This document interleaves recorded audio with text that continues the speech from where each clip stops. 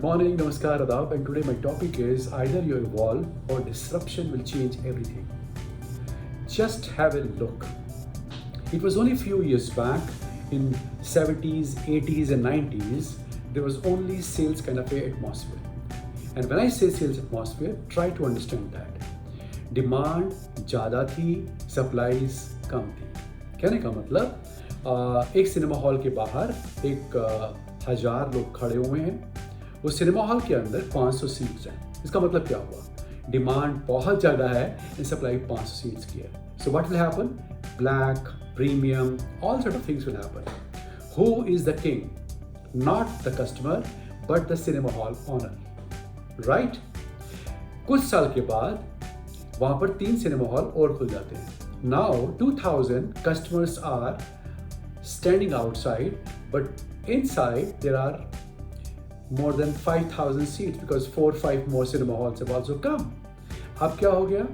अब सप्लाई ज़्यादा है और डिमांड कम है। इसका मतलब क्या हुआ? अब कौन है किंग? Consumer, customer. सो अगर आप याद करें 50s, 60s, 70s, 80s, 90s तक हमेशा डिमांड ज़्यादा थी और सप्लाई कम थी। But slowly and gradually as country opened up, competition became very very tough and fierce slowly and gradually. ऐसे चेंज हुआ पूरा हमारा मार्केट का डायनामिक्स कि सेल्स के एटमॉस्फेयर से मार्केटिंग के एटमॉस्फेयर में आ गया। इसका मतलब क्या हुआ? जब डिमांड ज़्यादा थी, सप्लाईज कम थी, तो कोई आपको मार्केटिंग करने की जरूरत क्या थी? लोग आए रहे हैं आपके पास, आप कुछ भी बेचिए। कस्टमर सेटिस्फेक्शन होता क्या है, किस चिड़िया का नाम है, किसी को पता ही नहीं था। लेकिन जैसे ही कंपटीशन बढ़ा तो अब सिनेमा हॉल वाला क्या बोलता है? I am just giving example of cinema hall, you can really understand it very well कि मैं आपको पॉपकॉर्न फ्री दूंगा, मैं आपको क्लब का मेंबर बनाऊंगा, उसमें इतनी फ्री टिकट्स मिल जाएंगी आपको मैटनी शो के अंदर प्राइस कम कर दूंगा, पॉपकॉर्न फ्री मिल जाएंगे, कोल्ड ड्रिंक फ्री मिल जाएगी, all sort of things are being offered. This is how dynamics of the game changes. कैसे सिनेमा हॉल थे पहले? ऐसे ही ऑर्डिनरी से। And now you look at multiplexes. हर एक आदमी को बेस्ट चाहिए। This is the way marketplaces are changing everywhere, whether it's a cinema hall or factories or marketing or brand building, each and every place.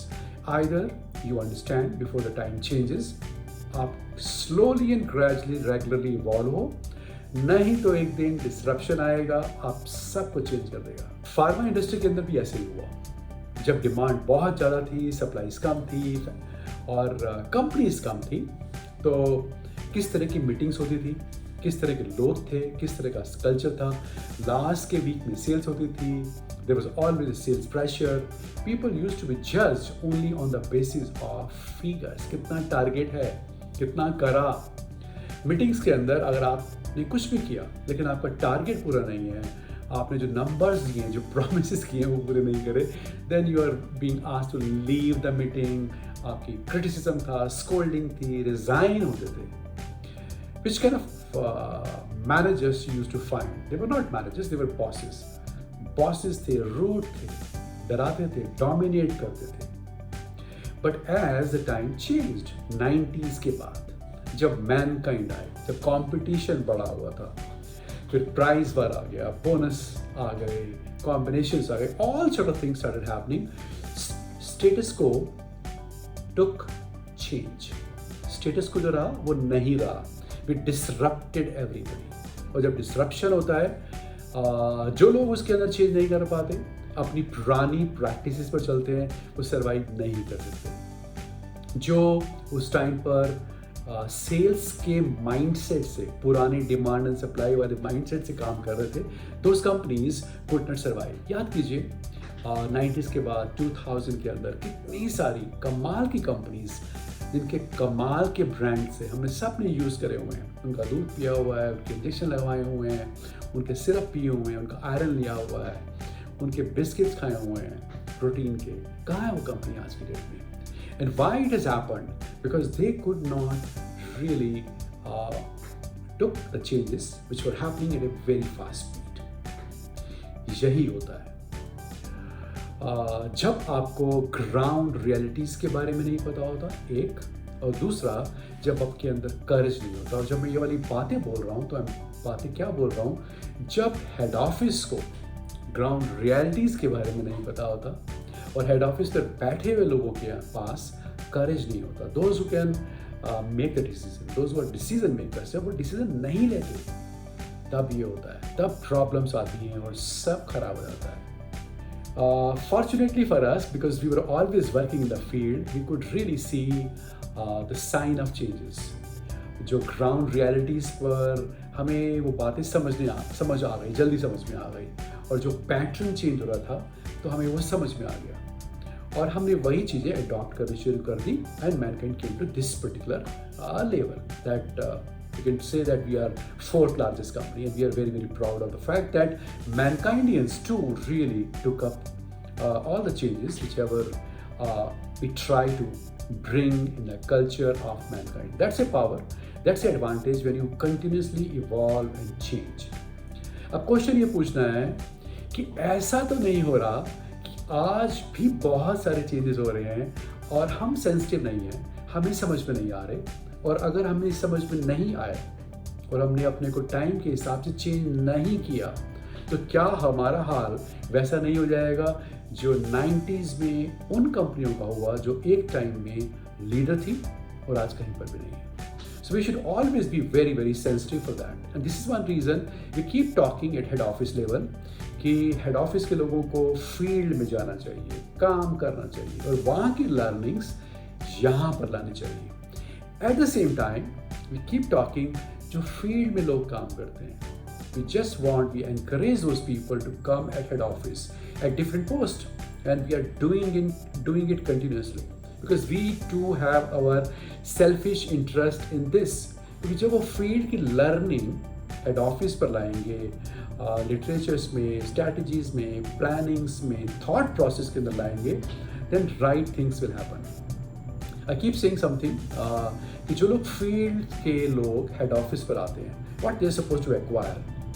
जब आप जमीन से एक हाई एल्टीट्यूड पर आते हैं, हाई प्लेस पर आते हैं, हेड ऑफिस को ऐसे भी बोलते हैं, then you should develop 3, 4, 5 years down the line vision। क्या होगा 5 साल के बाद, ये सोचना है आपको। And those people, those who are sitting at high places, यहाँ पर बैठे हुए हैं, उनको जमीन पर जाकर ये समझना है कि ग्राउंड रियलिटीज़ क्या है, क्या पैटर्न चेंजेस हो रहे हैं, क्या नई नई चीज़ें हो रही हैं।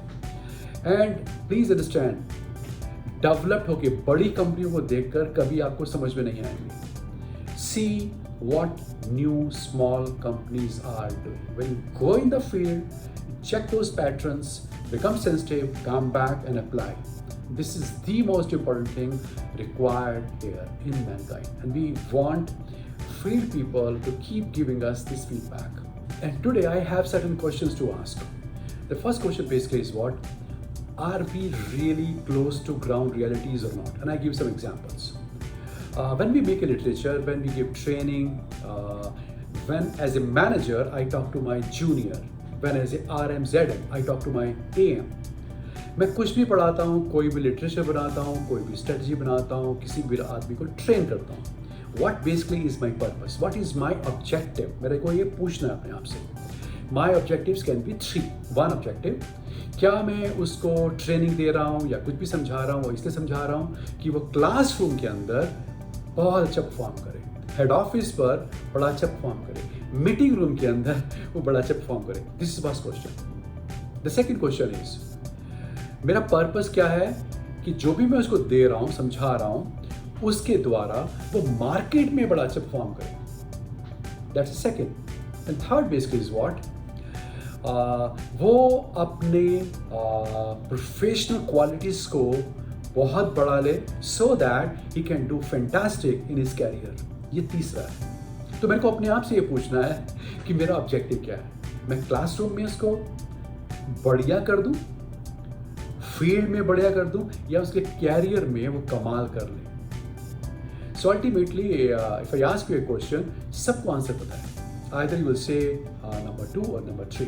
The best thing is, whatever you're doing, literature making, detailing, meeting में जो बात कर रहे हो, बैग उसके सामने जो डिमॉन्स्ट्रेशन करते हो एज ए मैनेजर, वो क्या कर रहे हो? उसको दिखाने के लिए कर रहे हो? क्लैपिंग सिर्फ मीटिंग रूम के लिए कर रहे हो? कि आप जेन्युइनली चाहते हो कि वो अपने कैरियर में बहुत आगे बढ़े? वो तब बढ़ सकता है जब उसके अंदर सब्सटेंस आए।